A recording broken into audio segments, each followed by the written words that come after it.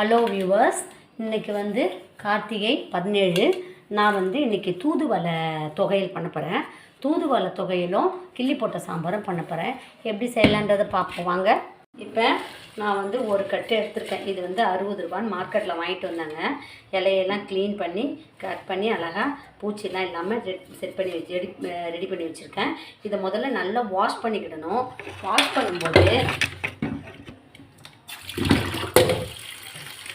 கையில் முள் குத்தாமல் இருக்கிறதுக்கு பார்த்து நல்லா வாஷ் பண்ணிக்கிடணும். நல்லா தண்ணி ஃபுல்லாக வச்சுட்டு வாஷ் பண்ணால் கையில் முள் குத்தாது. அப்படி கையில் முள் குத்துதுன்றவங்க ஸ்பூன் கூட வச்சு வாஷ் பண்ணிக்கிடுங்க. இந்த மாதிரி நல்லா வாஷ் பண்ணிக்கிடலாம். 2-3 தண்ணி வாஷ் பண்ணணும். இப்போ நான் தூதுவளை கீரையை க்ளீன் பண்ணி எடுத்துக்கிட்டேன். நல்லா 3-4 தண்ணி வாஷ் பண்ணிக்கிட்டேன். இந்த மாதிரி கொஞ்சம் கருப்பாக இருக்கிறது அழுவி போனதெல்லாம் எடுத்து க்ளீன் பண்ணி வச்சுக்கிட்டேன். இப்போ இது துவையல் எப்படி அரைக்கலான்றதை பார்ப்போம். ஒரு கடாய் எடுத்துக்கிறேன். முதல்ல வதக்கிக்க போகிறேன். நான் காஞ்ச மிளகா கொஞ்சம் போட்டுக்கிறேன். அதோட காஞ்ச மிளகா கூட பூண்டு போட்டுக்கிறேன். பூண்டு தோலெலாம் உரிக்க வேணாம், அப்படியே தோலோடையே போட்டுக்கலாம். பூண்டு தோலோடு சாப்பிட்டா கூட சத்து சொல்லுவாங்க. நான் வந்து தோலோடையே பூண்டு போட்டுக்கிறேன். இன்றைக்கி கார்த்திகை மாதம் 17ஆம் தேதி. நான் 17 நாளும் 17 விதமான குழம்பு பண்ணி காமிச்சிருப்பேன்னு நான் நினைக்கிறேன். இப்போ நான்வெஜ் சாப்பிடாத நாள், அதனால்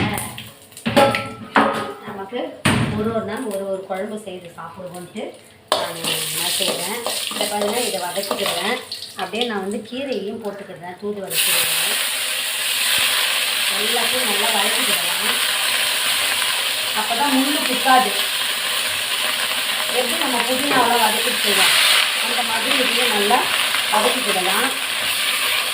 எல்லாம் ஒன்றா வதக்கிக்கிட்டு பாருங்கள், கம்மியாக வச்சு பாருங்கள். இதை அப்படியே மிக்ஸி ஜாரில் அரைச்சிடணும்.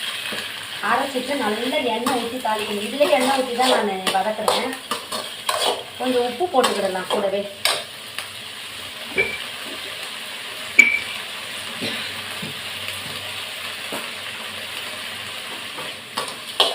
புளியும் போட்டுக்கிறேன்.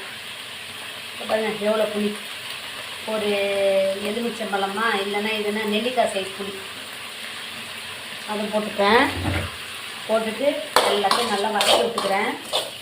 வதங்கட்டும்.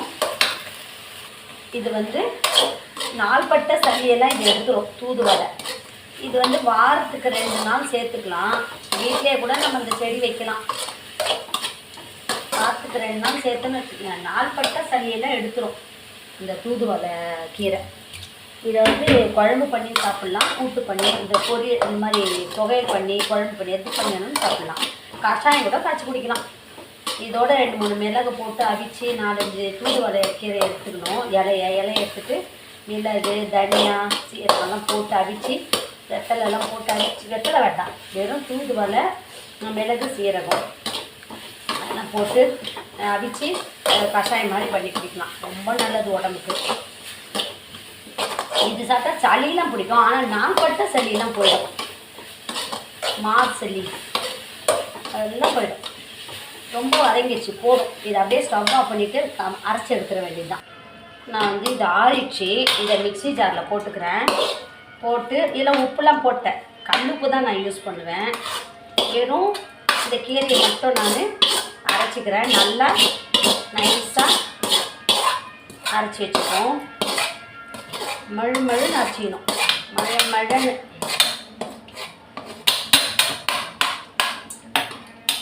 இப்போ வந்து இதை அரைச்சிக்கிறேன்.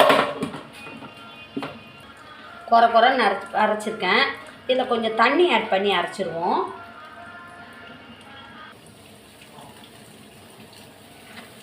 நல்லா அரைச்சி வச்சுக்கிட்டேன். இப்போ இதில் வந்து நான் என்ன பண்ண போகிறேன், எண்ணெய் விட்டுக்க போகிறேன்.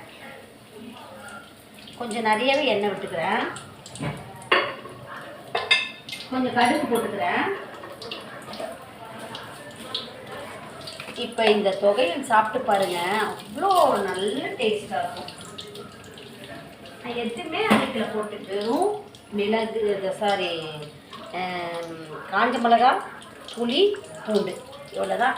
இப்போ இதை இதில் தட்டி போட்டு நீங்கள் நல்லா நல்லா வதக்கி நல்லா வத்துற மாதிரி வச்சுக்கோங்க. எண்ணெய் திரிஞ்சு வரா மாதிரி வச்சுக்கோங்க. சூப்பராக இருக்கும் ஊறுகாய் மாதிரி வச்சு. நான் வந்து இப்போ இதை வந்து அப்படியே கொஞ்சமாக போட்டுக்கிறேன். தொப்புன்னு போடக்கூடாது, மொத்தமாக பொறுமையாக போடணும். எண்ணெயில் போடுற ஐட்டம்ஸ் எதுனாலும் அப்படியே அடித்து வேகமாக போட்டக்கூடாது, லைட்டாக போடணும். எண்ணெய் மேலே அப்போ தான் தெரிக்காமல் இருக்கும், நமக்கு பயம் இல்லாமல் செய்யணும். பாருங்கள், பொறுமையாக வைக்கணும். அப்படியே இப்படி ஊற்றிட்டா சரிச்சிட்டா, மிக்சியோடய சரிச்சிட்டோன்னா எண்ணெய் தெரிச்சிடும் மேலே, சூடு எண்ணெய். நம்ம எப்பவுமே கிச்சனில் சமையல் பண்ணும்போதெல்லாம் கொஞ்சம் கேர்ஃபுல்லாக பண்ணணும். சின்ன பசங்கள்லாம் வந்து கிச்சனுக்குள்ளே வந்து அலோவ் பண்ணக்கூடாது, குழந்தைங்களெல்லாம். இப்போ நான் எடுத்துக்கிட்டேன், வதக்கி எல்லாத்தையும் வழித்து வச்சுட்டேன். இப்போ நான் வந்து இதில் இந்த தண்ணியில் வந்து நான் தூதுவளை ரசம் பண்ணாலும் பண்ணிடுவேன். ஏன்னா இந்த தண்ணி வேஸ்ட் போகக்கூடாது பார்த்தீங்களா, அதனால் தூதுவளை ரசம் பண்ணாலும் பண்ணிடுவேன். நான் தூதுவளை ரசம் பண்ணிவிட்டு தூதுவளை துவையல் பண்ணிவிட்டு காலிஃப்ளவரு அதெல்லாம் கூட்டு பண்ணாலும் பண்ணிடுவேன். இதான் இது நல்லா இப்படி வதக்கிக்கோங்க. ஏற்கனவே வதங்கினது தான், இது தொகையிலையும் நல்லா வதங்கட்டும். இதை தூதுவளை தண்ணி மிக்சி ஜாரில் கழுவின தண்ணி இருக்குல்ல, அதில் வந்து ரசம் வச்சிடலாம். சுவையான தூதுவளை தொகையில் தயாராகிடுச்சு. இதை ஊறுகாயும் சொல்லலாம், தொகையிலும் சொல்லலாம். Super taste. இப்போ நான் வந்து இதை ஒரு தனி கிண்ணத்தில் எடுத்து வச்சுக்கிறேன். பாருங்கள், நல்ல ஊறுகாவாக இருக்குது பாருங்கள். இப்போ நான் வந்து அடுத்தது வந்து காலிஃப்ளவரும் கத்திரிக்காயும் பண்ணுவேன்.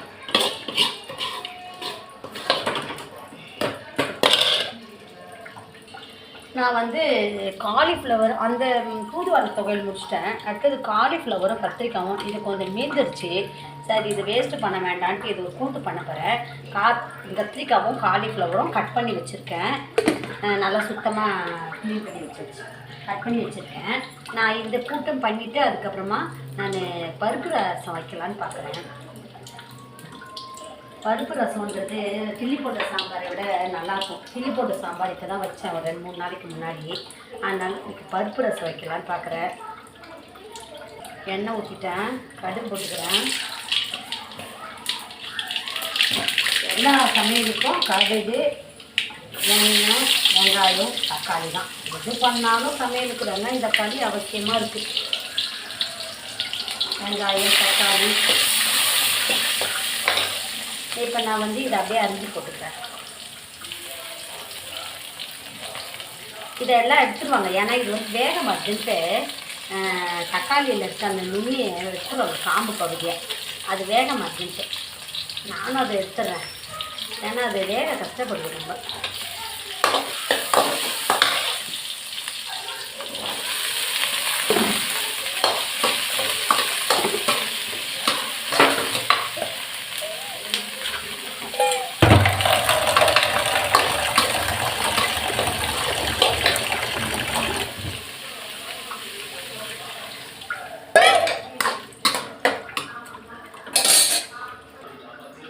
கல் உப்பு கொஞ்சம் போட்டுக்கிறேன். முதல்ல இது வேகட்டும், அப்புறம் மிளகாத்தூள்லாம் போட்டுக்கலாம். நான் வந்து குழம்பு மிளகாத்தூள் கையோடு போட்டுக்கிறேன். எல்லாம் சேர்த்து ஓட்டு மொத்தமாக நல்லா வேகும். நான் மிளகாத்தூள் போட்டுக்கிறேன். கொஞ்சம் கலருக்காக காஷ்மீரி சில்லி பவுடர் போட்டுக்கிறேன். எப்பவுமே நான் வந்து காஷ்மீரி சில்லி பவுடர் கொஞ்சம் யூஸ் பண்ணுவேன். எனக்கு கொஞ்சம் கலர்ஃபுல்லாக இருந்தால் தான் சாப்பிட பிடிக்கும். ஏன்னா மஞ்சத்தூள்லாம் வந்து அரைக்கிற மிளகாத்தூள்லேயே மஞ்சள்லாம் கலந்துருக்கும், அதனால் இதுக்கு நான் இதை போட்டுக்கிறேன். இப்போ நல்லா வேகட்டும், வெயிட் பண்ணலாம். இப்போ வந்து குழம்பு ஆயிடுச்சு, செய்துட்டேன் கூட்டு. இந்த கத்திரிக்காவும் காலிஃப்ளவரும் போட்டு கூட்டு பண்ணிட்டேன். ரொம்ப சுவையாக இருக்கும். இப்போ நான் வந்து பருப்பு ரசம் பண்ண போகிறேன். செம்ம டேஸ்ட்டு. கூட்டு தயாராகிடுச்சு. இந்த தண்ணி வற்றிச்சுன்னா போதும், காய் வெந்துடும். எதுக்கு 4 கத்திரிக்காய் இருந்துச்சு, கொஞ்சமாக காலிஃப்ளவர் இருந்துச்சு. சரி, கொஞ்சம் காரசாரமான கூட்டு வச்சுப்போம் ரசத்துக்கு ஏற்கனவே தூதுவளை துவையில் அரைச்சி வச்சுருக்கேன். எதுவும் போட்டு பருப்பு ரசம் வச்சுட்டா ரொம்ப நல்லாயிருக்கும். ஏன்னா நான்வெஜ்ஜு சாப்பிடாதனால நம்ம கொஞ்சம் வெரைட்டியாக செய்து சாப்பிட்டா நான்வெஜ் நினைக்குள்ள வராது. கொஞ்சம் நல்லாவும் இருக்கும், சாப்பிட்றதுக்கு செய்கிறதுக்குலாம் இன்ட்ரெஸ்ட்டாக இருக்கும். ரொம்ப டேஸ்ட்டாக இருக்குது. இதை பாருங்கள், காலிஃப்ளவர் கத்திரிக்காய் கூட்டு ரெடி ஆகிடுச்சு. இதை தனி பாத்திரத்தில் எடுத்து வச்சுக்கலாம். அடுத்தது வந்து நான் இதில் வந்து வெறும் பருப்பு மட்டும் அடுத்தது குக்கரில் வேக வச்சுக்க போகிறேன். வெறும் பருப்பு தான் குக்கரில் வேக வைப்பேன். ஏன்னா பருப்பு ரசம் பண்ணுறதுக்கு பருப்பு மட்டும் வேக வச்சா போதும். இது மிளகு போட்டுக்கிறேன். பருப்பு ரசம் வச்சு போகிறேன். பூண்டு, சீரகம், ரசப்பொடி கொஞ்சம் போட்டுக்கிறேன். புளி ஊற வச்சுருக்கேன். அடுத்தது வந்து பச்சை மிளகாய் போட்டுக்கிறேன்.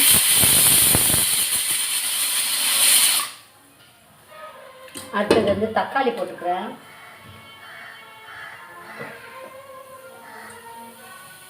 தக்காளி, கொத்தமல்லி எல்லாம் போட்டு அரைச்சிக்க போகிறேன். கருவேப்பிலை எல்லாத்தையும் போட்டு அரைச்சிக்க.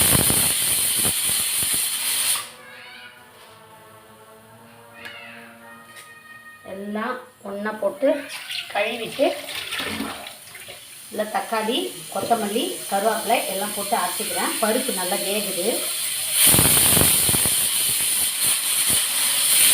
பருப்பு நல்லா வெந்துருச்சு.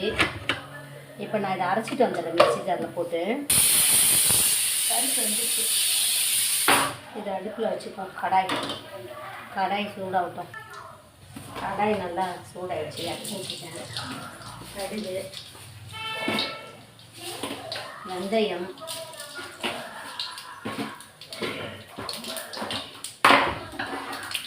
காஞ்ச மிளகாய்,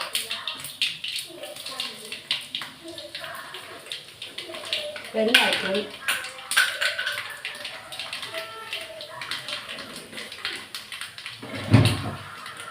மஞ்சள் தூள்,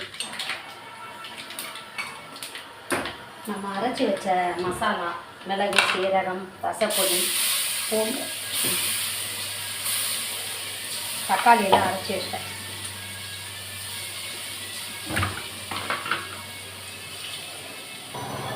பருப்பு ரசம் தயாராகிடுச்சு. இனிமேல் நம்ம பருப்பு வேக வச்சுருக்கோம் பார்த்தீங்கன்னா குக்கரில், அதை வந்து இந்த போட்டு கட்டிதான் வேக வச்ச பருப்பு ஊற்றிட்டு இதில் நான் இந்த தூதுவளை மிக்ஸி ஜாரில் அரைச்ச அந்த தண்ணியை ஊற்றிக்கிறேன். அடுத்தது புளி கரைச்சி வச்சுருக்கேன், அதையும் ஊற்றிக்கிறேன். சுவையான பருப்பு ரசம் ரெடி ஆயிடுச்சு. இதில் கொத்தமல்லி தழை போட்டுக்கிடலாம், கருவேப்பிலை போட்டுக்கிடலாம். ரொம்ப சுவையாக இருக்குது. நீங்கள் இந்த மாதிரி செய்து சாப்பிட்டு பாருங்கள், ரொம்ப டேஸ்ட்டாக இருக்கும். இப்போ தூதுவளை பருப்பு ரசம், அடுத்தது வந்து காலிஃப்ளவர் கத்திரிக்காய் கூட்டு, அடுத்தது வந்து தூதுவளை துவையல், ஒயிட் ரைஸ். இப்போ நான் வந்து இதுக்கு மேலே இப்போ இதெல்லாம் கழுவிட்டு இதுக்கு மேலே கொத்தமல்லியும் கருவேப்பிலையும் சும்மா லைட்டாக போட்டுக்கிறேன். இது வந்து கொதிக்கலாம் தேவையில்லை, நுரைய வரணும் தேவையில்லை, அப்படியே எடுத்துக்கலாம். இப்போ சாப்பாடு ரெடி ஆயிடுச்சு. உங்களுக்கு இந்த லஞ்ச் பிடிச்சா சேனலை லைக் பண்ணுங்கள், ஷேர் பண்ணுங்கள், சப்ஸ்கிரைப் பண்ணுங்கள்.